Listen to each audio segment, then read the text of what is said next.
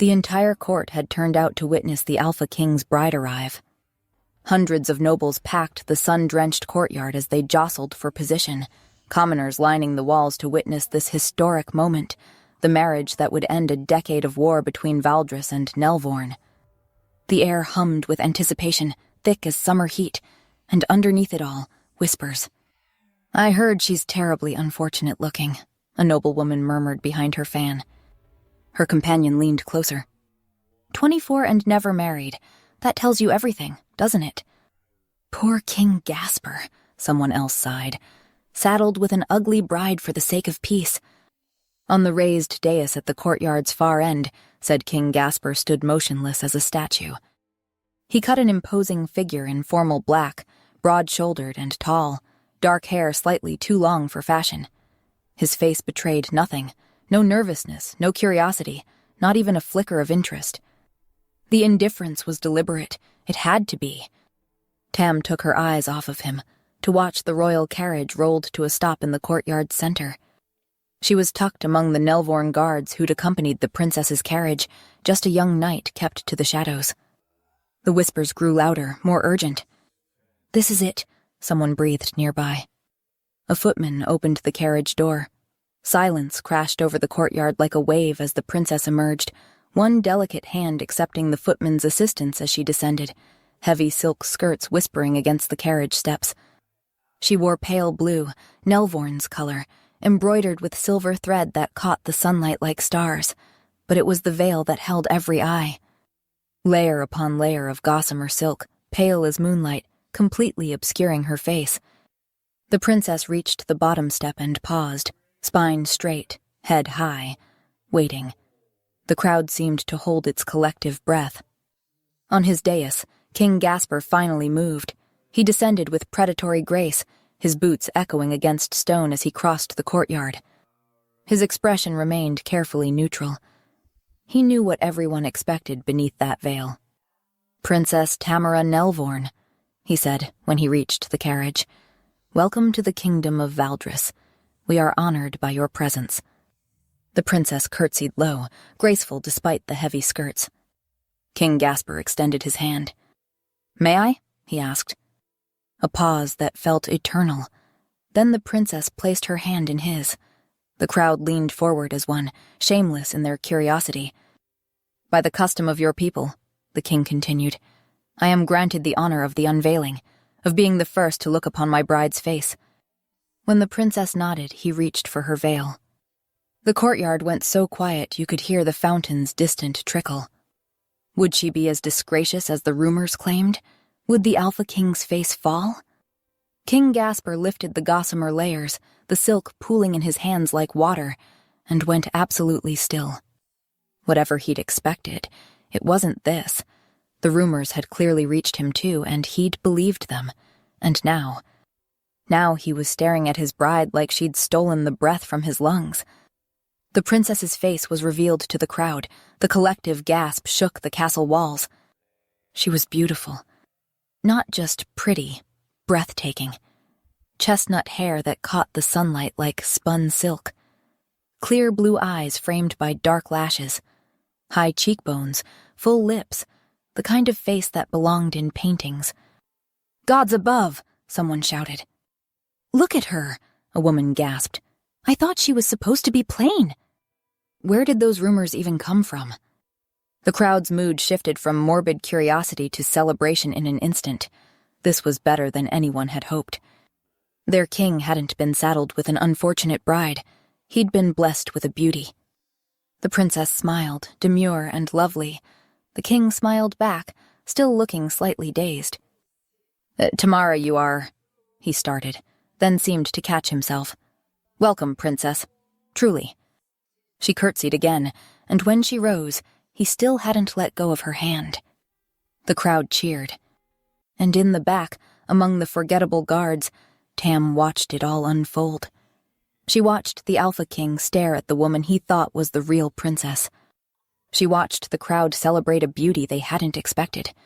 They probably wouldn't have been so excited if she hadn't sent her maid, Alma, in her stead. This is the plan, she reminded herself. Because while King Gasper fell for a pretty face, while the court gossiped about unexpected beauty, while everyone focused on the princess. No one would suspect that the real Princess Tamara stood 20 feet away, posing as an unremarkable knight in ill-fitting armor.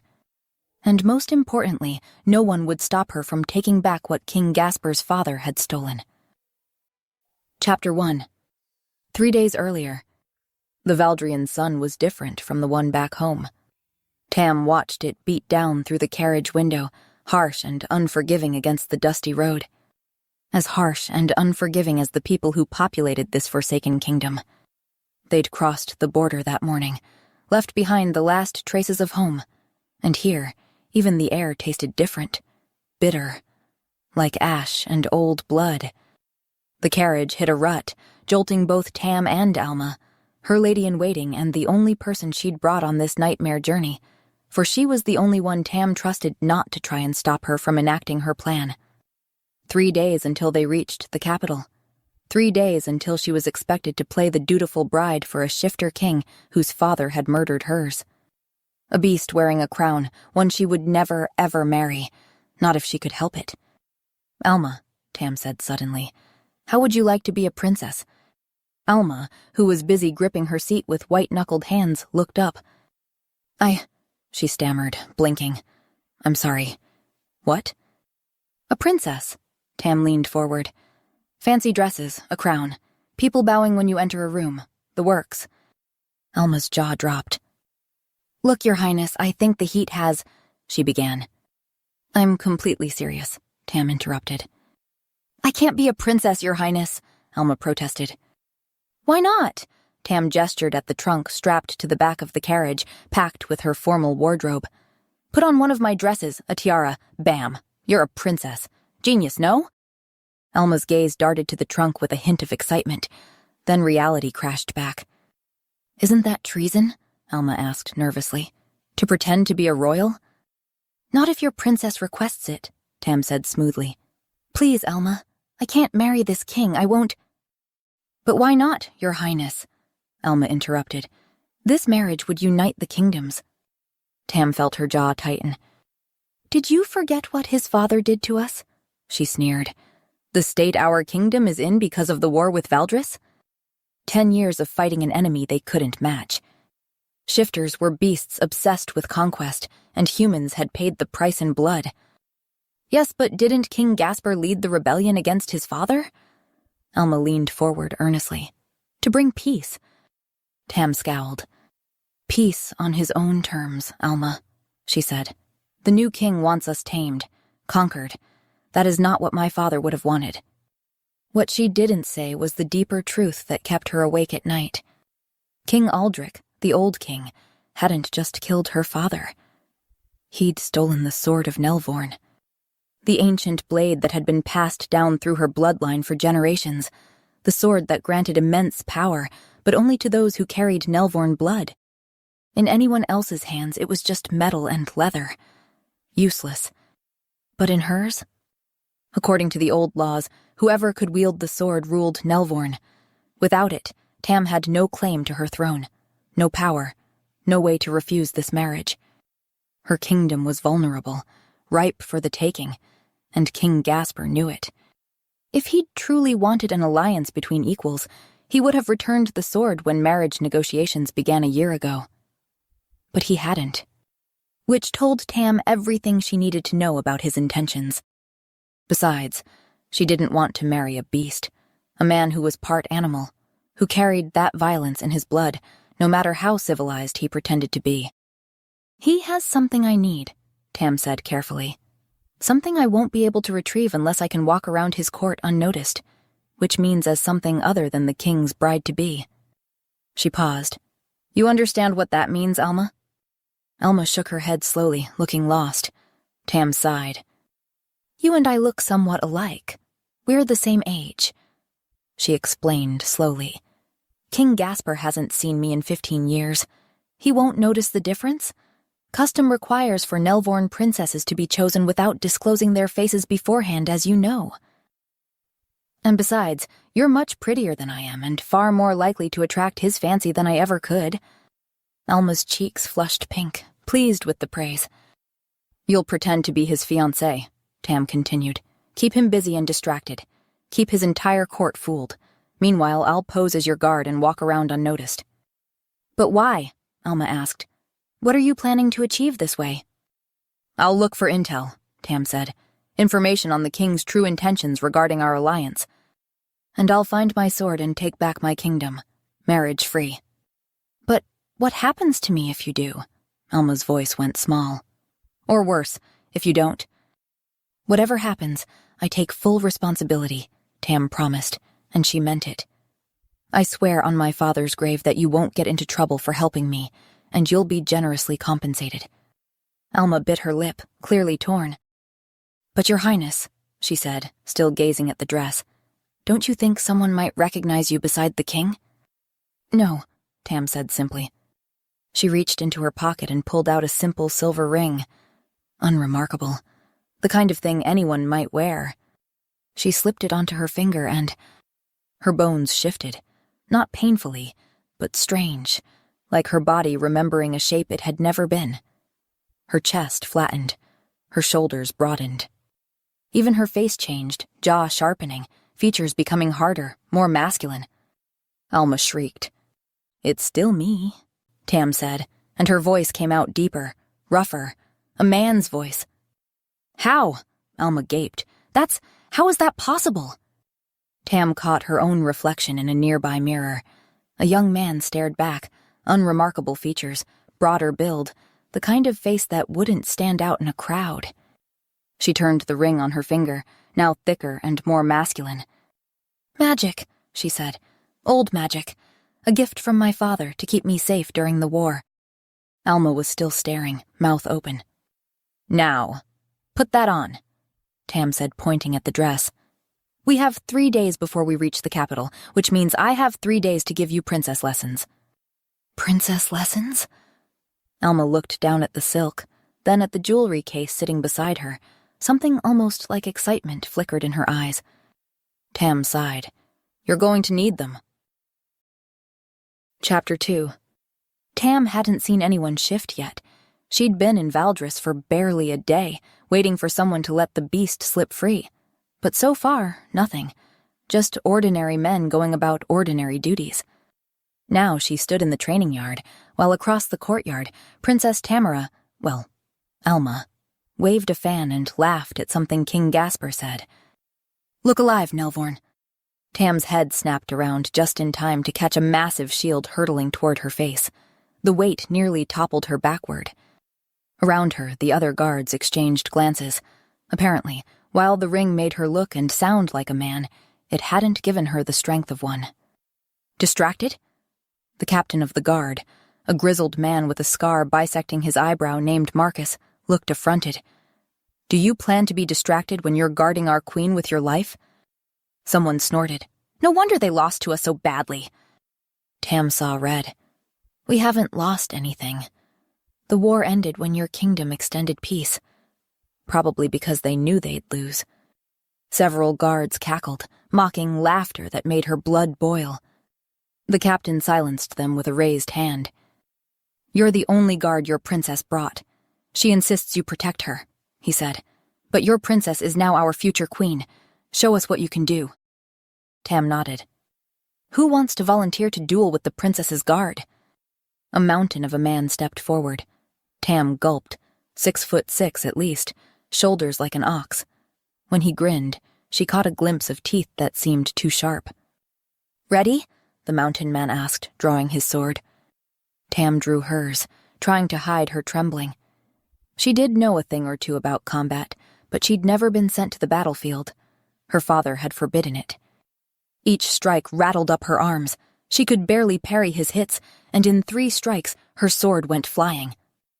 I don't see why we even need a peace treaty with Nelvorn, the mountain man said.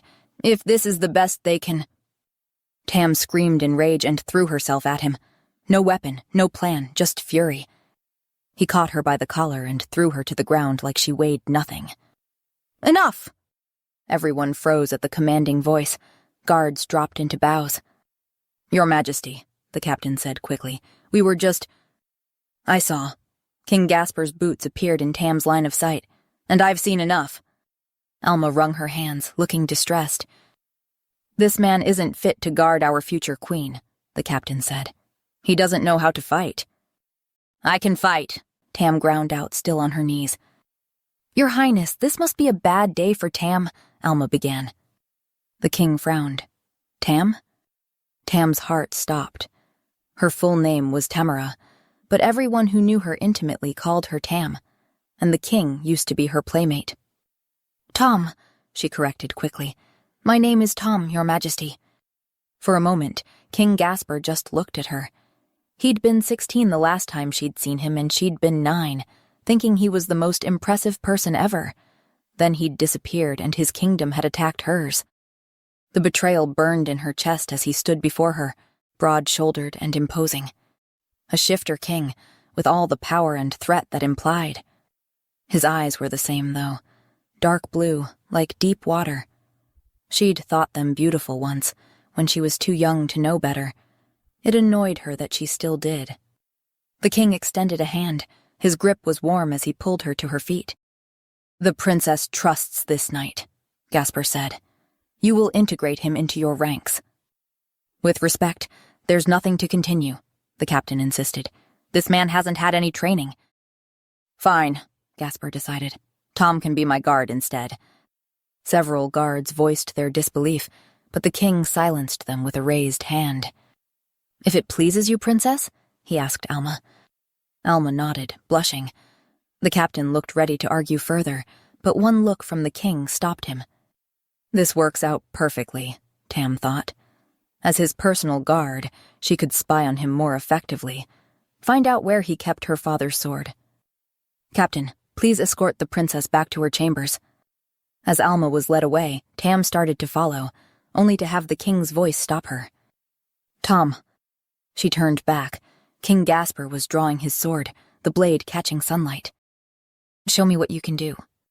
Tam gulped. Chapter 3. Tam's sword clattered to the ground for the 3rd time that morning. She wanted to scream, or throw something. Preferably at King Gasper, who stood a few paces away with his arms crossed. "Again," he said, calmly like he had all the time in the world. Tam gritted her teeth, retrieved her sword, and raised it into position. Her shoulders burned from the repeated motion, unused to the weight of a real sword rather than the lighter practice weapons she'd trained with. She tried the sequence again. Block, parry, step, strike. Her footwork was wrong. She could feel it, the way her weight shifted too far forward. When she brought the blade down, it wobbled pathetically and... King Gasper moved. One moment he was watching. The next, he was behind her, one hand catching her sword arm, the other settling on her waist. Tam went rigid. "Here," he said, his voice maddeningly calm near her ear. "Your stance is too wide. It brings your center of gravity too far forward." He adjusted her feet with his boot, nudging them closer together. "And you're gripping too tight. The sword becomes an extension of your arm. You don't strangle it." His hand covered hers on the hilt, loosening her white-knuckled fingers. Tam's heart hammered against her ribs from pure, undiluted rage. How dare he touch her so casually? The same hands that had once held hers when they climbed trees together, now touching her like he hadn't betrayed her trust so completely. "Now," Gasper said, guiding her arm through the motion. "Block. See how much easier that is when you're balanced?" It was easier, and she hated that it was easier. Something inside Tam snapped. "Can you stop patronizing me?" she sneered. Gasper blinked, his calm facade cracking slightly. "I'm not patronizing you," he began, but she interrupted. "I don't need your coddling," Tam continued, and she could hear her voice rising but couldn't stop it. 15 years of rage were clawing up her throat. "That's not what I'm doing," Gasper said, and for the first time he sounded defensive. "I'm trying to teach you." "Teach me?" Tam laughed bitterly. "You're just trying to make yourself feel better about—" She cut herself off, but the damage was done. The king's expression hardened. "About what?" he asked coldly. Tam's chest heaved. She'd gone too far, way too far for a simple guard. "My kingdom has been at war for years," Gasper said. Because it valued brute strength above all else. Violence was the answer to everything under my father's rule. His jaw clenched. I'm trying to be better than that. To teach you in a way that doesn't involve breaking you down. By tricking your enemies into inefficiency instead, Tam spat. Gasper's eyes flashed. I don't believe you're my enemy, he said. Oh no? Tam asked. Just someone whose kingdom you bullied into submission, then? What are you talking about? Gasper asked, and he looked genuinely confused now, bewildered even. Do you mean my upcoming marriage to the princess? He asked quietly. She agreed to it. Tam snorted, a bitter sound, one she should have held in. She shouldn't say anything else, shouldn't risk exposure, but the words came anyway, bitter and true. It's not like she has much of a choice, though, is it? Of course she does, Gasper said immediately. She doesn't have to marry me if she doesn't want to. I would never force— Right, Tam cut him off. So you can continue waging war on her kingdom if she refuses? No, of course not. Gasper stopped. His face paled slightly as understanding dawned. Is that what she believes? He ran a hand through his hair. Gods, I didn't think it would come across that way. Yes, well, Tam muttered. Thinking isn't your strong suit, is it? Excuse me? The king asked. Nothing, Tam said, looking away with exaggerated innocence. But Gasper wasn't letting it go. He looked stricken now, all his polite distance gone. Do you think— He stopped, started again. Do you think I should make it clear to the princess that my offer of peace stands whether or not she agrees to be my mate? He caught himself. My wife? I know what a mate is, Tam snapped, then forcing herself to sound calmer. And yes, perhaps you should. How? Gasper asked. How do I make her understand that that I don't want her to feel trapped? Tam studied him, the tension in his shoulders, the genuine worry in his eyes. Does he actually care? She thought. No, he couldn't possibly. It would be too disarming if he did. Perhaps a gesture of goodwill, Tam said. Something meaningful, something that would make her feel safe. Right, Gasper said slowly, like he was turning the idea over in his mind. Like what? Like returning the sword you stole, you idiot, Tam thought, swallowing down the words. Gasper was looking at her intently now, his eyes searching hers. It threw her completely off balance. I don't know, she said, more harshly than intended. Something she's lost? Something your father took? Gasper flinched at the mention of his father. Right, he said, nodding before he cleared his throat. I wasn't trying to be dismissive earlier. About the training, I mean. He looked uncomfortable now, in a way that made him seem younger somehow. I was trained very differently, and I thought I would have appreciated something different. That's all. He was afraid of his father, Tam remembered, all those years ago. That's when the realization hit her, truly that Gasper had rebelled against the man, had overthrown him, had ended the war. She'd known this, of course, but she'd always assumed it was just about power, about being king himself.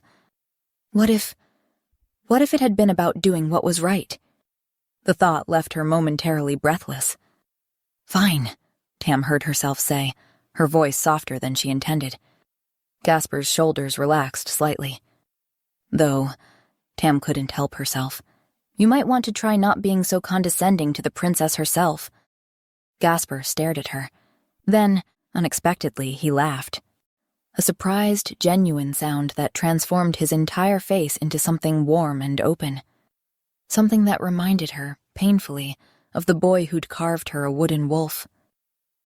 Chapter 4. Tam's stomach growled as she stood at attention behind the princess's chair, the smell of roasted pheasant making her mouth water. The tapestries are lovely, Your Majesty, Alma said. Such intricate needlework. Gasper followed her gaze to a brutal battle scene, wolves tearing into soldiers, blood in vivid crimson thread. He cleared his throat. I'm glad you approve, he said. Though I imagine Nelvorn's palace has far more elegant decorations. Oh, yes, Alma brightened. We have beautiful silk curtains imported from— She paused. Somewhere far away. Several nobles exchanged glances. I was hoping we could discuss the trade agreements, Gasper said, changing course. There are concerns about grain shipments I thought you might have insight into. Oh, Alma's smile faltered. Trade, yes, important. The drought in the eastern provinces has been challenging, Gasper continued. I understand Nelvorn has been affected as well? Yes, Alma agreed quickly. Very affected. Tam closed her eyes briefly. I was thinking we might coordinate our grain reserves, said Gasper. If Nelvorn has surplus from the southern harvests— That sounds wonderful, Alma interrupted. Whatever you think is best. A muscle in Gasper's jaw twitched. But surely you have opinions on how to distribute resources to your own people, he asked. I trust your judgment completely, Alma said, sipping her wine. Tam couldn't take it anymore. The princess means she would need to consult with her advisors before committing to an agreement, she interjected. Everyone stared at her. The southern harvests were adequate this year, Tam continued. Not surplus. Any grain sharing would need to be carefully calculated to ensure Nelvorn's people don't face shortages. Of course, Gasper said slowly. The dinner continued similarly. Gasper would ask. Alma would vaguely agree. Tam would translate. Finally, as Alma disappeared into her chambers, Gasper turned to Tam. Tom, walk with me, he commanded. Tam followed him through winding corridors. I need advice, Gasper said, voice tight with frustration. The princess, I don't understand her. Every time I try to engage with her on anything substantial, she just agrees with me, about everything. Perhaps she's nervous, Your Majesty, Tam suggested. Nervous, he repeated flatly. She seems terrified, like she thinks I'm going to— He trailed off. I don't want her to be afraid of me. They'd reached his chambers. Inside, the room was surprisingly austere. Simple furniture, shelves of books, maps spread across a desk. The thing is, I know her, Gasper said, pacing. Tam is strong-willed, confident, stubborn as hell. She has opinions about everything. She'd argue with me about the smallest things. Something hot twisted in Tam's chest. Maybe she's changed, Tam snapped. She had to grow up through a war, through betrayal. Betrayal? Gasper asked with a frown. Your kingdom attacked hers, Tam said bluntly. Her father died. Gasper grimaced. Yes, I suppose you're right, he admitted, sitting heavily on his bed. I'm surprised she hasn't gotten angry with me yet, as she should. You seem to understand her better than I do, said Gasper, studying her face. You were able to translate what she meant. He stood, moving closer. Help me, Tom. I need someone who can help me reach her. This was an opportunity to gain his trust, but it also somehow seemed like a trap. I'm not sure that's appropriate, Your Majesty, she managed. I couldn't care less about appropriate, Gasper said. I care about making this alliance work. He fumbled with the buttons on his doublet. Do you think Tam's afraid I'll— He stopped mid-sentence, yanking at a button that wouldn't come loose. Gods, I hate these things. Can you help? Tam frowned. Help? She repeated, feeling dumb. The buttons, Gasper said, waving her over. Oh, right.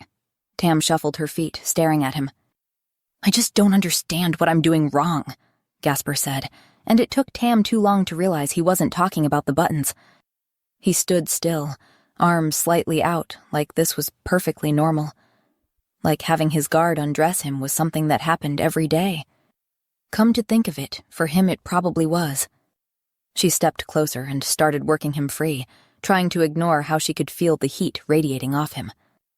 Oh, so you think she's afraid I'll force her into decisions? Gasper continued. Because I would never. His breath ghosted across her cheek as he spoke. He was taller than her, though not by much, with the ring's magic, which meant his face was right there, close enough that if she looked up— She didn't look up. I'm sure it's fine, Your Majesty, Tam muttered.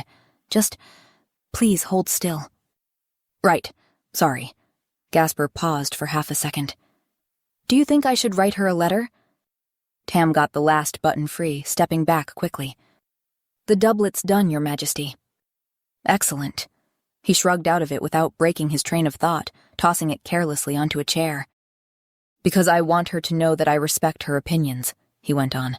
"That I want her to argue with me when she disagrees, and perhaps through a letter." He grabbed the hem of his undershirt, and Tam's brain caught up to what was happening half a second too late. The fabric loosened. She caught a glimpse of skin, the hollow of his throat, the beginning of his collarbone. He pulled the shirt over his head in one smooth motion. "Not what I— Tom, are you listening?" Gasper asked, oblivious. Tam was, in fact, not listening. Because the king was standing in front of her, shirtless, and she'd known shifters were stronger than humans, but seeing it like this, up close, this was something else entirely. His shoulders were impossibly wide, his arms corded with strength that came from years of actual combat, and his abdomen. "Tom?" Gasper asked again, looking genuinely confused. "What do you think?" Her voice came out strangled. "Sorry, about what?" she asked. "The letter," Gasper said patiently. "Do you think I should write her one?" "Yes, great idea," she managed, forcing herself to look only at his face. "All right," he nodded, moving to the desk. The muscles in his back shifted as he reached for something, and Tam had the sudden, mortifying thought that she wanted to— "Stop it," she told herself. Her eyes caught on something, the key hanging from a chain around his neck. "This?" Gasper asked, noticing her stare. "It's my father's vault key. Opens the treasury where he kept things he took from conquered kingdoms." "You keep it on you?" Tam asked, trying to sound casual. "I'm the only one who can open it now," Gasper explained. "I need to catalog all those stolen treasures." He knows, Tam thought. He knows the vault is full of stolen things, and he hasn't returned any of it. Her father's sword was in there. She was sure of it. She needed that key. She needed to stop thinking about the way he'd looked at her when he'd asked for help. And she absolutely needed to stop noticing how beautiful he was. Chapter 5. Tam had developed a routine, and she hated how comfortable it had become. Mornings meant training with Gasper, him correcting her form, her trying not to notice his lingering touch. Afternoons meant standing guard during royal business, watching him be competent and nothing like the tyrant she'd expected. Evenings meant letters. She'd suggested he write to Princess Tamara directly, since face-to-face interactions with Alma were proving disastrous. He'd seized the idea with relief, and now, every night, a sealed letter arrived at the princess's chambers, and every night Tam would write back. It was dangerous, liberating, terrifying. In those letters, she expressed the hurt that had festered for 15 years. "Your Majesty, I remember being 9 and thinking you were the bravest person I'd ever met. I trusted you. Then you disappeared, and a year later, your kingdom attacked mine. Do you understand what that feels like? Trust, once broken, doesn't simply mend because you wish it to." T. His response came the next morning. "Tam, I understand more than you know. When I was 16, I discovered what my father truly was. Not the king I'd been taught to admire, but a monster. I wanted to stop him. I tried. But by the time I was strong enough to lead a rebellion, he'd already caused so much damage, including to your family. I know my guilt doesn't erase what happened, but I am not my father, and I will spend every day proving that to you. G." Tam stared at that letter for an hour, something painful twisting in her chest. Meanwhile, as Tom, her friendship with Gasper shifted gradually. At first, he sought Tom's advice about the princess, but then the questions changed. "Tom, what do you think about the grain distribution proposal?" Gasper asked, spreading maps across his desk. "The council wants to prioritize the northern provinces, but I'm worried about the south." Tam blinked. "You're asking me?" "You're from a border region, so yes, I'm asking you." It happened again the next day, and the day after. "I value your perspective," Gasper said one evening. "You're honest in a way most people at court aren't. You'll tell me when I'm being an idiot." "You're always being an idiot, Your Majesty," Tam said automatically. "See?" He grinned. "And you actually mean it." The touching started in the 3rd week. They were playing chess, a new habit, games in the evening after formal duties ended. Tam had just put Gasper in check for the 3rd time. "How are you this good?" "I'm not that good. You're just predictable." "Predictable? I'm a military strategist. I led a rebellion." "Against your father, who was apparently very predictable." Tam moved her knight. "Checkmate." Gasper stared at the board, then reached out and clapped her shoulder, a brief, warm pressure that sent electricity down Tam's spine. She froze. It was just a friendly gesture, but his hand was large and warm, and she could feel the strength in his grip even though he was being gentle. "Teach me how you think," he said, looking up with those impossibly blue eyes. "I can't keep losing to my own guard. It's embarrassing." Over the next week, she taught him chess, and Gasper touched her constantly. Nothing inappropriate, just casual contact. A hand on her shoulder, fingers brushing hers. It was driving her insane. As the 4th week began, the castle's atmosphere shifted. Servants carried blue and silver banners. Guards rehearsed formal processions. "What's all this for?" she asked Marcus, who she liked well enough now. "It's the anniversary of the rebellion," he explained. 1 year since King Gasper defeated his father and ended the war. It's important for morale, for closure. That evening, a letter arrived for the princess. "Princess Tamara, I formally request your presence at the Victory Day ceremony 2 days hence. Your presence would mean a great deal to me personally. Respectfully, G." The formal tone was unlike his recent correspondences. She responded, "Your Majesty, I would be honored to attend. I sense there is more to this day for you than simple celebration. Remember that strength sometimes means allowing moments of reflection, not just triumph." T. His reply came quickly. "Tam, you're right, as usual. This day carries complicated meanings. I find myself wondering, is it possible to honor the end of something terrible without celebrating the terrible thing itself? G." Tam held the letter longer than necessary, feeling the weight behind his carefully chosen words. For the court, this was a victory celebration. But for Gasper, it marked something far more personal and painful. The day his father died. The next day, the victory ceremony dominated the entire castle. Nobles from every province had arrived to commemorate 1 year of peace, 1 year since the end of the war, and 1 year since King Aldrich's death. Tam stood behind Alma's chair, scanning the crowd. The hall buzzed as wine flowed and musicians played between speeches. Gasper appeared composed, but his smile never reached his eyes. "And now," the Chancellor announced, "we honor the man who brought us from darkness into light, who ended the tyranny that had gripped our kingdom." Something in Gasper's expression shifted. A flicker of pain? His gaze avoided the massive portrait of his father that still hung on the far wall. "Your Majesty, you've been so brave," Alma gushed, "overthrowing your own father. It must have been so satisfying to finally defeat such a terrible man." Tam winced at the tactlessness. "It was necessary," Gasper replied, his voice measured.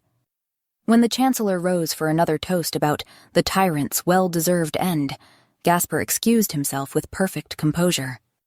Tam followed him to a small balcony overlooking the gardens. "I'm fine," Gasper said finally. "I know," Tam replied. "I just wanted to say thank you for what you did a year ago today." His shoulders tensed, then lowered. "It was necessary," he said, voice carefully neutral. Tam's hand moved of its own accord, resting atop his. "Still," she said quietly, "he was your father." "He was nothing to me," Gasper said. When he looked at her again, vulnerability flickered beneath his mask. "Sometimes I wonder, I worry He stopped. "You're nothing like him," Tam said, answering the question he hadn't asked. Relief crossed his face. "I'll make sure you're not disturbed for the rest of the evening," Tam said, stepping back. What was wrong with her? She was supposed to be stealing back her birthright from him. Instead, she was comforting him. And worst of all, she was beginning to trust him. Chapter 6. 1 week. Tam stared at the calendar in her quarters, the reality of the situation finally sinking in. The wedding was only 14 days away. She'd been distracted, getting too close to Gasper, forgetting why she was here. Yes, he was different from his father. Yes, he'd suffered too. But at the end of the day, he still had her sword, and she needed it back. No more confusion, no more conflicted feelings. It was time to act. She'd tried breaking into the vault itself. She'd tried following Gasper to see if he ever removed the key, but he never did. He even slept with the damn thing around his neck. She needed a more direct approach, something foolproof. "I need you to do something for me," she told Alma that evening. "I need you to get me a sleeping draft, something powerful enough to knock out a shifter king." Alma's eyebrows rose. The following night was the engagement ball. Hundreds of candles cast golden light across silk banners and elaborate floral arrangements. Tam stood at attention near the high table, watching Gasper smile and nod at well-wishers. "It doesn't matter who he smiles at," she reminded herself. "Then you'll have the sword, and none of this will matter." "Tom." Tam turned to find Alma approaching, looking nervous. "It's done," Alma whispered. "I did as you asked." Relief flooded through her. "You got the draft?" she asked. "Where is it?" "What do you mean?" Alma frowned.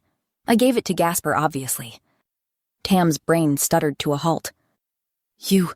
what?" she gaped. "I gave it to him." Alma shrugged. "You said it was for him." "Yes, but..." Tam looked toward the high table where Gasper sat. He was rubbing his eyes, looking slightly dazed. "Wait, do you mean you had him drink it?" she shrieked. "Tonight, at a ball in front of thousands of guests?" "Well, it seemed like the right time." Alma was getting defensive now. "He asked me to fetch him a drink, and it was easy to..." "Oh my gods," Tam breathed. Gasper was slumping in his chair now, nodding along to something a nobleman was saying, but clearly struggling to keep his eyes open. Even from here, she could see him stifling a yawn.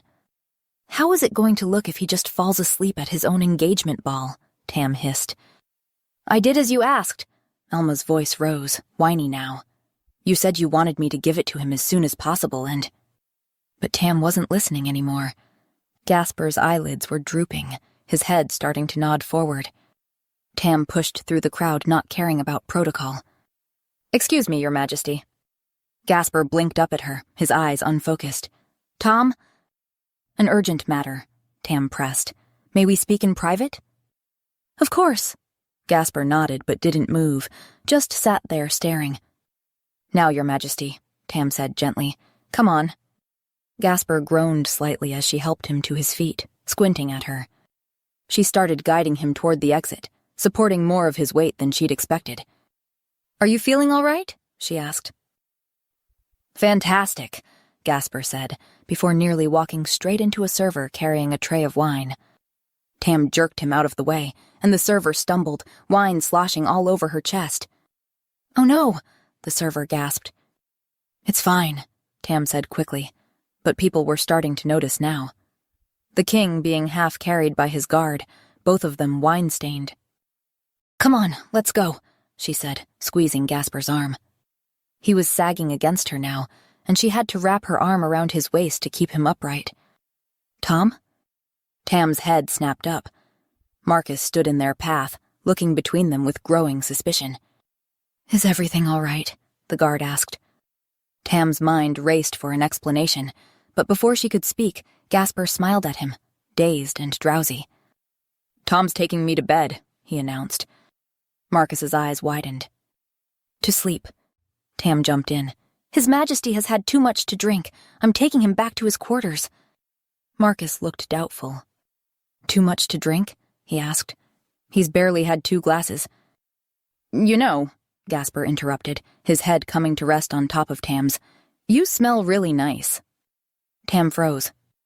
"Your scent," Gasper continued, inhaling deeply against her hair. "Kind of feminine. I like it." Marcus looked deeply uncomfortable. "Right, yes. Better get him away." "That's what I'm trying to do," Tam said through gritted teeth, already moving again. It took another 5 minutes of coaxing and physical support, but finally, they reached Gasper quarters. Tam kicked the door shut behind them and helped the king collapse on his bed with a grateful groan, falling asleep in an instant. Tam stood there, breathing hard. Then reality crashed in. Everyone at the ball was occupied. Gasper was deeply asleep. The key was right there. This was it. Her chance. She moved to the bedside, fingers trembling as she started unbuttoning his doublet. Her hands shook as she worked the buttons free, exposing his shirt beneath. The key, resting against his chest, rising and falling with his breath. Tam swallowed hard and reached out. His skin was warm under her fingertips. Smooth. She could feel his heartbeat, steady and strong, as her fingers brushed against his collarbone, searching for the chain's clasp. Gasper looked so peaceful like this. Beautiful. His dark hair falling across his forehead, his face relaxed in sleep and... "Focus," she commanded herself. "Get the key. Get out." She found the chain, started to lift it. "What are you doing?" Tam's heart stopped. Gasper was looking at her, eyes half open, glazed with sleep. Her hand was still wrapped around the key. Panic seized her, but he didn't look angry, just confused, sleepy, dazed. "The princess. She wants her sword back." "A sword?" Gasper blinked slowly. "What sword?" "The sword of Nelvorn," Tam said, and her voice cracked. "The one your father stole." Stole. Gasper frowned, his thumb absently stroking the back of her hand. Then something seemed to click. "Oh," he pressed his free hand to his forehead. "I should have asked her if she wanted anything back." Tam stared at him. "Asked her? You mean you'd give it back?" she asked. "Of course I'll give it back." His eyelids were drooping again. "Should have done it sooner.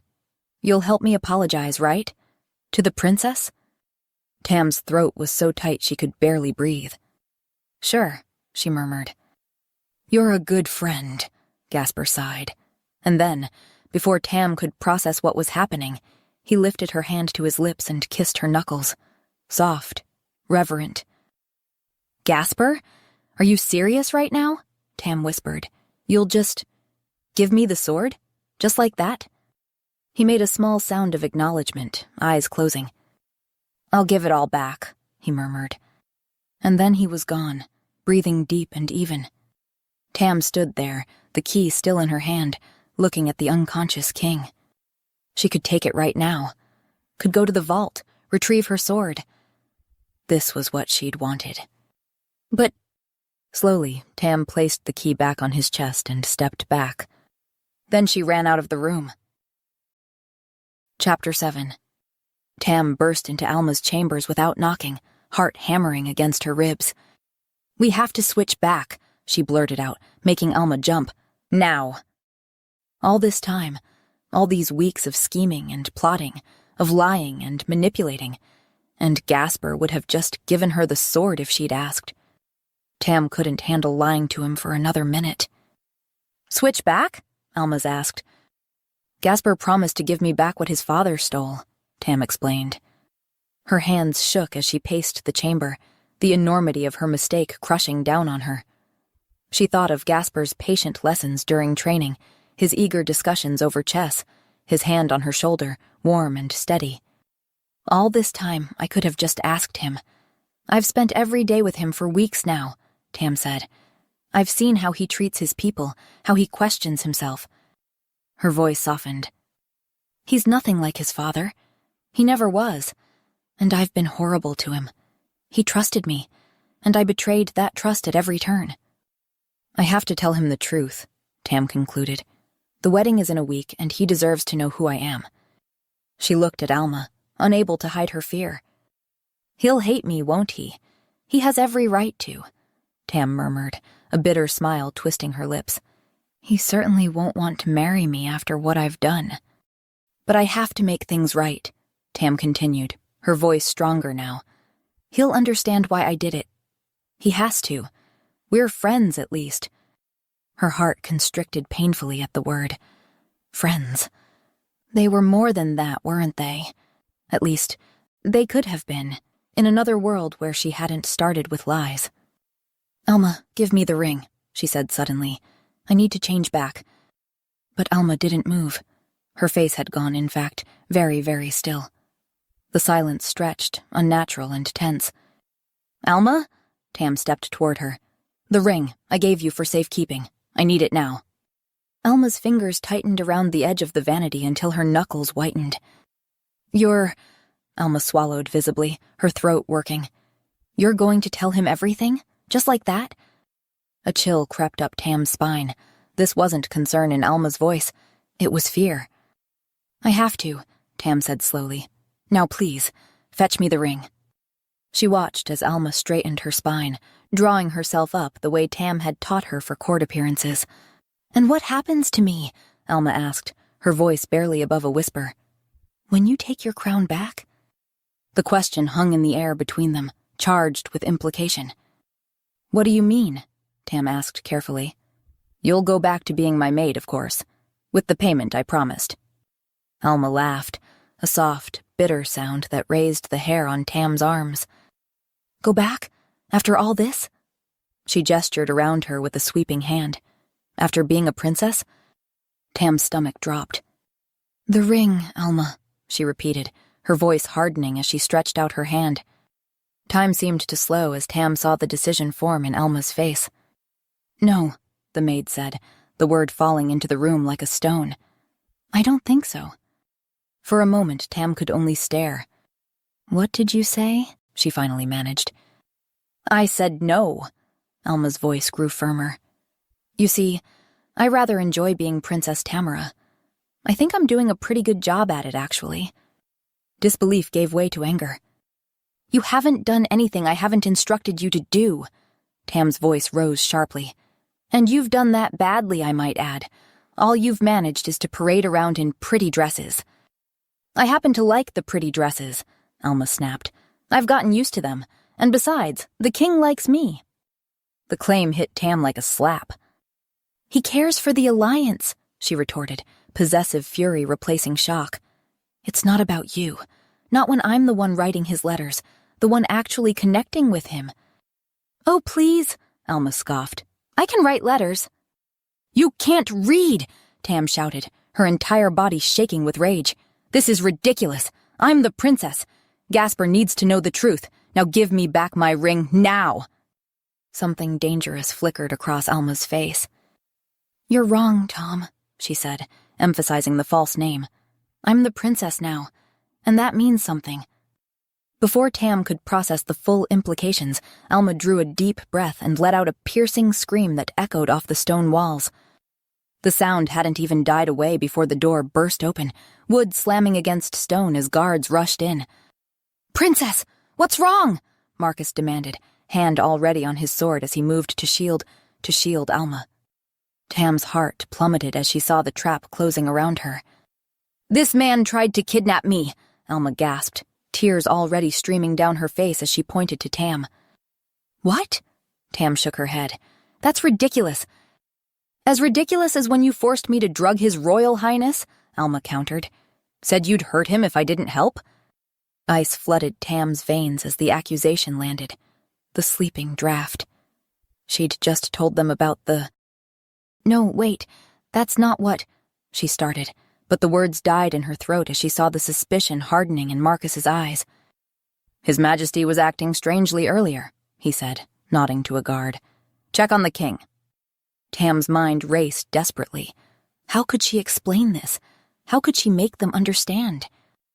"It's not what it looks like," she pleaded, aware of how hollow the words sounded. "Tom's in love with me," Alma cried, throwing herself fully into the performance. "Has been since he arrived. He gained the king's trust to steal Nelvorn treasures and take me away." She's thought this through, Tam realized with dawning horror. She's been planning this for days, maybe weeks. "That's a lie!" Tam's voice broke with desperation. The guard who'd been sent to check on Gasper returned, his face grim. "His Majesty won't wake, Captain. He's alive, but deeply asleep." The words fell like a death sentence. "Drugged, then," Marcus growled, drawing his sword fully now, just as the princess said. Alma's performance reached new heights as she collapsed into a chair, shoulders shaking with sobs. "I didn't know what to do," she whispered, every inch the traumatized victim. "I thought if I let him take some treasures, he'd leave me alone. But now Tom wants me too, and I can't leave. I've fallen in love with His Majesty." The guards' expressions softened as they looked at her, their princess, terrified and vulnerable, preyed upon by a traitor in their midst. Desperation surged through Tam like wildfire. "Listen to me, all of you!" she cried, her voice rising with desperation. "I'm Princess Tamara! This woman is my maid!" The proclamation hung in the air for one breathless moment. Then laughter, harsh, disbelieving laughter, rippled through the guards. Tam looked from face to face and saw the absurdity of her claim through their eyes. For weeks they'd known her as Tom, the male guard from Nelvorn. They'd trained with her, eaten with her, seen her every day in male form, and now, with no evidence but her word, she claimed to be their future queen? Of course they don't believe me. How could they? Cold despair washed over her. "I can prove it!" she shouted over their mocking laughter. "She has a magic ring, my ring. If I had it, I could show you." But Alma was already tucking something deeper into the bodice of her nightgown, triumph glittering behind the false tears. "Take him away," Marcus ordered. Rough hands dragged her backward toward the door as panic exploded in Tam's chest. "You don't understand!" Her voice broke. "I need to see Gasper. Please, I love him." The realization hit her with stunning clarity in that moment of loss. But Marcus only heard a threat in her words. His eyes narrowed with disgust as he leaned close. "Better hope for your sake that His Majesty wakes unharmed, or you'll be gone by sunrise," he muttered. The implication was clear. Execution, or worse. As they dragged her down the corridor, Tam's desperate cries echoed through the stone halls. But her pleas faded into a choked gasp as something hard struck the back of her skull. Chapter 8. Consciousness returned to Tam in waves of throbbing pain. Her head felt like it had been split open, each heartbeat sending fresh pulses of agony through her skull. Opening her eyes revealed darkness, a dungeon cell. The only light filtered through a small barred window in the door. "I've lost everything," she realized, the memories of last night crashing back. The sword, my identity, Gasper. She slumped against the cold stone wall, despair settling over her like a shroud. What a fool she'd been. She could have told Gasper the truth weeks ago, could have asked for the sword outright. Instead, she'd lied and schemed, and now Alma had outplayed her at her own game. And the worst part was that she'd realized too late what Gasper truly meant to her. The sound of approaching footsteps drew her attention. Keys rattled in the lock, and the cell door swung open to reveal Marcus, his face grim in the torchlight. "Come to execute me?" Tam asked bitterly. Marcus studied her for a long moment. "Not yet," he declared. Something in his tone made her look up. There was uncertainty in his eyes, not the conviction of last night. "What's going on?" she asked. "The wedding has been moved up," Marcus said. "It's happening today." "Today?" Tam jerked upright. "That's impossible. It was scheduled for next week." "The princess insisted," Marcus replied. "Said there was no reason to wait." Of course she did, Tam thought bitterly. She wants to secure her position before anyone realizes the truth. "None of her guests have even arrived," Marcus continued. "Princess Tamara's family and court are going to miss the wedding, and she doesn't even seem to care." "That's because she isn't the princess," Tam said. A flicker of doubt crossed Marcus's face. "Well, there is one guest. Her uncle arrived late last night." Cold dread pooled in Tam's stomach. "Lord Rowan?" she asked. "He didn't notice anything unusual about the princess," Marcus said, eyeing her careful. Tam's laugh was bitter. "Rowan has always wanted the throne for himself. He's probably struck a deal with Alma." Marcus's brow furrowed.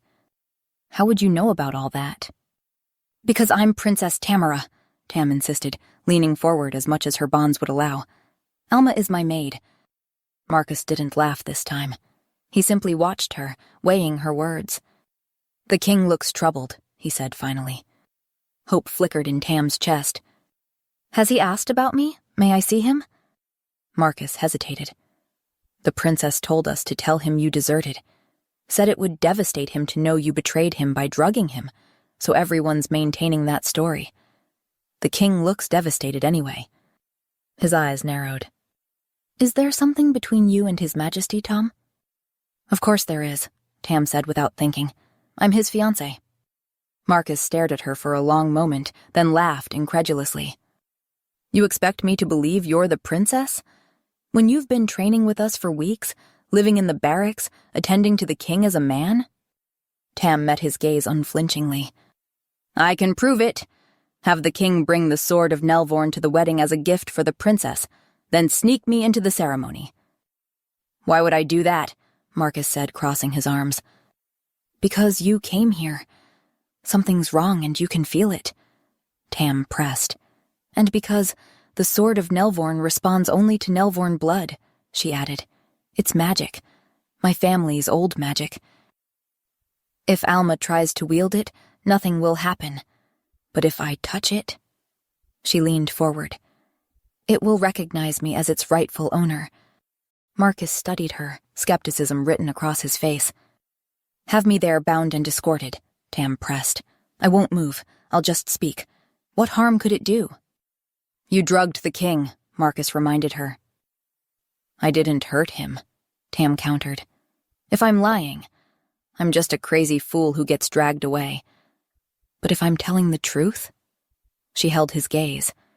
"You save your king and your kingdom from being tricked into a false marriage." Marcus was silent for a long moment, his internal struggle evident in his face. "Please," Tam whispered, "for Gasper's sake." Something in her tone, the raw emotion, the desperation, seemed to reach him. "Don't thank me yet," Marcus warned. "If you're lying..." He let the threat hang unfinished in the air. "I'm not," Tam said simply. "And once Gasper knows the truth, everything will change. For better or worse," she thought, as Marcus locked the cell door behind him. "At least he'll know who I really am." Chapter 9. The great cathedral of Valdres was awash with morning light streaming through stained glass windows. From her hidden vantage point, Tam scanned the assembled crowd. 2 guards flanked her, hands resting on their sword hilts, ready to intervene if she made any sudden movements. Lord Rovan stood near the altar, her uncle's thin face set in its usual calculating expression. The sight of him confirmed her worst fears. No true Nelvorn noble would recognize Alma as the princess unless they stood to gain from the deception. He always wanted the throne, Tam thought bitterly, and now he's making his move. Her gaze shifted to the altar where Gasper stood, resplendent in formal attire, and utterly miserable. Though he maintained the rigid posture expected of a king, his eyes were distant, unfocused. The cathedral doors opened, and the music swelled as Alma processed down the aisle, Lord Rovan smiling thinly as she passed, Tam's hands clenched into fists. "I can't let this happen." Then Marcus approached the dais. In his hands was a long object wrapped in blue velvet, a sword. He met Tam's eyes across the cathedral and gave an almost imperceptible nod before presenting the package to Gasper. The king took it, solemn. "Before we begin," he announced to the assembled guests, "I have a gift for my bride." He carefully unwrapped the velvet, revealing the gleaming length of a sword. Tam's breath caught in her throat. Even from a distance, she recognized the intricate engravings on the blade. The sword of Nelvorn. "Princess Tamara," Gasper continued, "I know this is important to you, and I should have returned it sooner. Forgive me." He paused, emotion briefly crossing his face. "I didn't know everything that was in my father's vault, nor did I particularly want to know. Seeing all that he had stolen and destroyed was... difficult." "But that's no excuse," Gasper concluded. "This belongs to you and your kingdom, and I return it now as a symbol of the peace between us." He extended the sword toward Alma, who looked momentarily bewildered. "Oh, thank you for this... weapon," she said with a brittle smile. Tam tensed as she saw her uncle step forward slightly, eager anticipation in his eyes. If he touched that sword, if he took it for himself. "Why did you want it so much?" Gasper asked Alma suddenly. She faltered. Now or never, Tam thought. "It's the sword of Nelvorn!" she shouted, lunging forward. The guards beside her reacted too slowly, their hands closing on empty air as she broke from their grasp. Her hood fell back as she surged toward the altar. Gasper froze, the sword still in his hands. "Tom?" he whispered, disbelief lighting his features. "Your Majesty," Tam said, her voice carrying through the suddenly silent cathedral. "This isn't just a sword." "Arrest him!" Alma shrieked. "This man tried to poison the king." Gasper turned to her, confusion evident on his face. "Poison me?" he asked. "You said he deserted." "I was arrested, Your Majesty," Tam called, taking another step forward. "Arrested?" Gasper's gaze darted between Tam and Marcus. "Why?"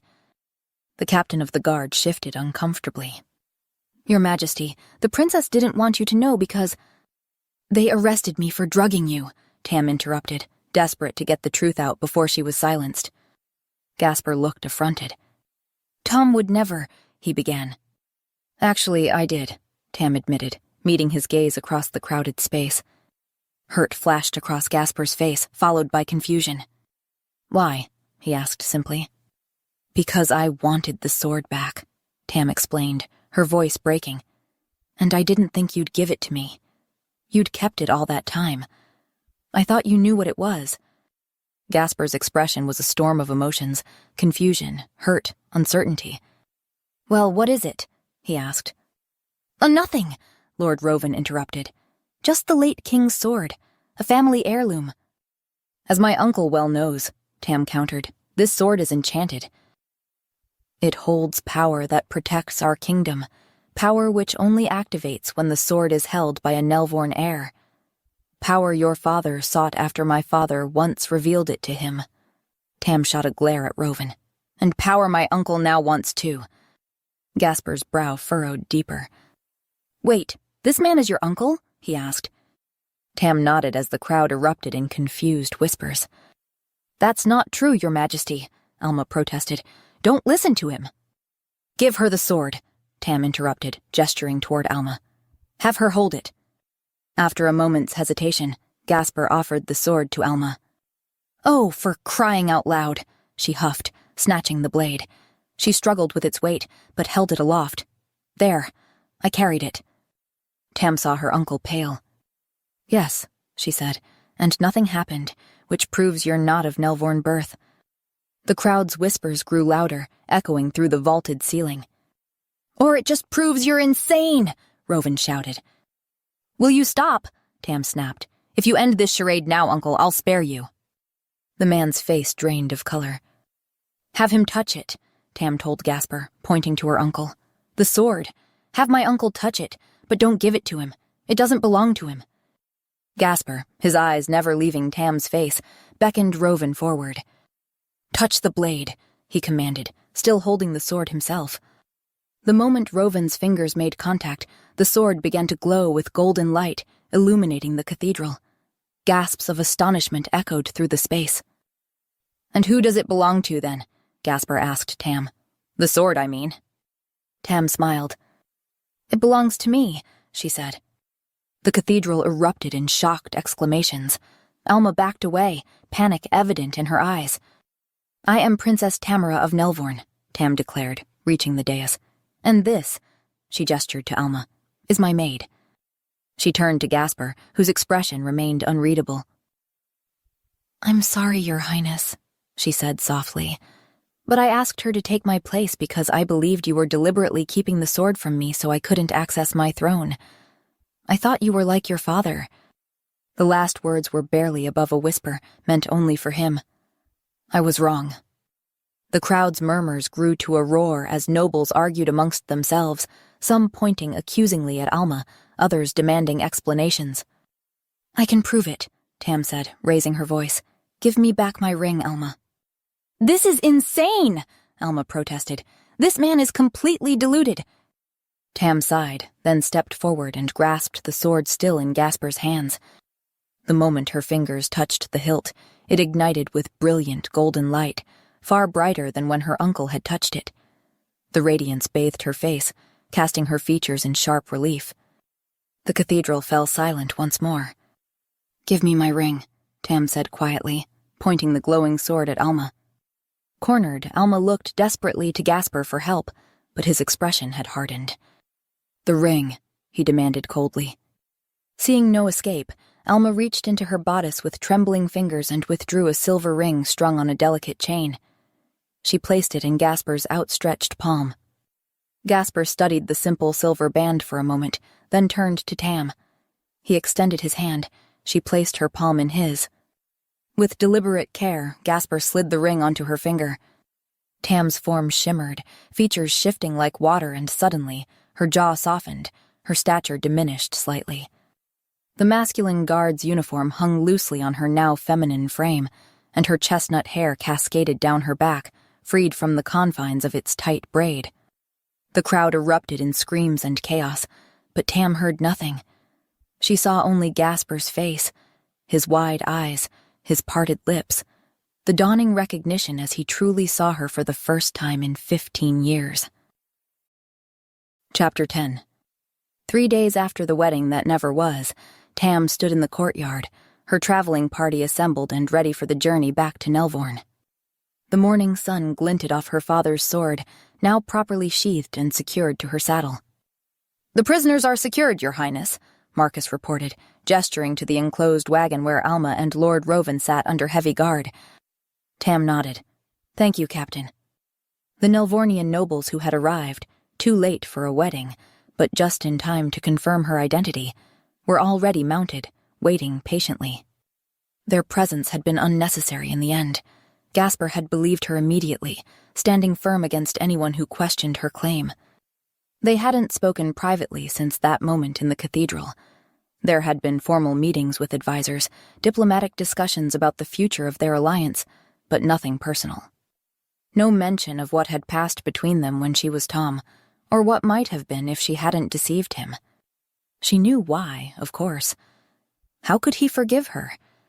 She had lied to him for weeks, abused his trust in the worst possible way. Tam mounted her white mare, adjusting her riding gloves. Just as she was about to signal her party to move, the castle doors opened. Gasper emerged, flanked by his advisors, his crown catching the sunlight. Every inch a king, distant, regal, proper. The courtyard fell silent as he approached. Tam straightened in her saddle. "Princess Tamara," he said, stopping beside her horse. "I wanted to wish you a safe journey home." "Your Majesty," she inclined her head. "Thank you for your hospitality. I look forward to a new era of peace between our kingdoms," he continued, his voice carrying the same careful neutrality she'd heard in council meetings. "As do I," she replied. "The alliance terms are fair. You've been generous." Gasper nodded, not quite meeting her eyes. "Safe journey, Princess." He stepped back, a clear dismissal, and panic surged through Tam's chest. This was it, the last time she might ever see him. "Gasper!" His name escaped before she could stop it. He looked up, surprise briefly breaking through his composed facade. "I'm sorry," Tam said quietly, "for not trusting you." Gasper winced. "I understand why you wouldn't," he said. "Maybe at first, but then, you became my friend Gasper." Tam's voice caught. "As Tom, we were friends, weren't we?" The king's composure cracked, emotion bleeding through. "Yes," he said, finally getting her gaze. "We were." "For what it's worth," Tam continued, throat tight. "I really enjoyed being your friend." Gasper's smile was sad, as he gave her a small nod. "Likewise, Princess," he murmured. He was going to leave. He was going to leave without knowing. Tam took a deep breath, finding courage for one last truth. "I would have enjoyed being your wife," she proclaimed. More than enjoyed. Her voice dropped to barely above a whisper. "Please know I'll regret what could have been for the rest of my life." Without waiting for his response, Tam urged her mare forward. She rode through, her entourage falling in behind her. She thought she heard Gasper call her name, but she didn't look back. The mountain path wound down from the castle, steep cliffs rising on one side, a breathtaking drop on the other. Tam rode ahead of her party, putting distance between herself and her guards, needing the solitude to compose herself. A howl echoed through the mountains behind her. Tam reined in her horse, turning in the saddle. The sound came again, closer this time, a deep, powerful howl that sent shivers down her spine. There, far up the path, a massive wolf appeared. Silver-gray and powerful, it raced down the trail with impossible speed, heading straight for her. Her guards were too far behind. It was just her, alone on the narrow path with the wolf who drew closer, its pace never slowing. It was enormous, larger than any natural wolf, its eyes a familiar dark blue that Tam would recognize anywhere. "Gasper," Tam whispered, heart racing. Her mare whinnied in fright, backing toward the cliff edge. "Easy," Tam soothed, trying to calm the animal even as her own pulse thundered in her ears. The wolf stopped several paces away, those intelligent eyes fixed on hers. Slowly, Tam slid from her saddle onto the rocky path. Her foot slipped on loose stones, and she felt herself falling backward, toward the cliff's edge. In a blur of movement, the wolf transformed, fur receding, limbs elongating, until it was Gasper who caught her, his very human arms pulling her back from the precipice. Very human and very naked. "Did you mean what you said?" Gasper asked, his voice low and urgent. "Back there, in the courtyard?" Tam's gaze flicked downward involuntarily before returning to his face. "You're naked," she pointed out, feeling dazed. A smile tugged at his lips. "You've seen me naked before," he reminded her, brushing a strand of hair from her face. "When you were helping me undress."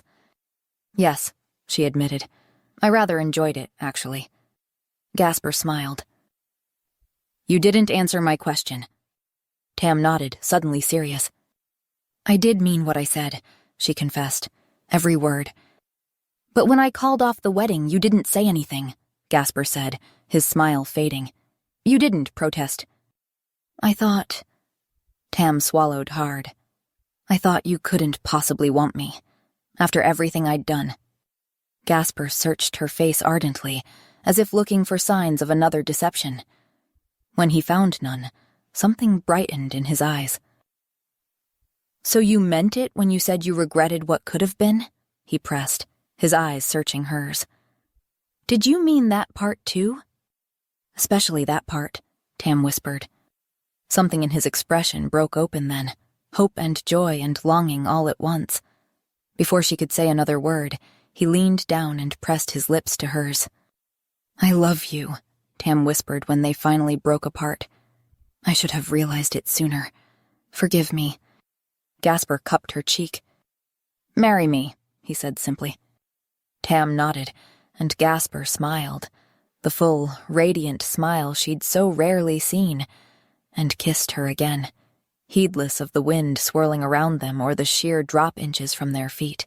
On this lonely mountain path, with the world spread out below them, they found each other at last.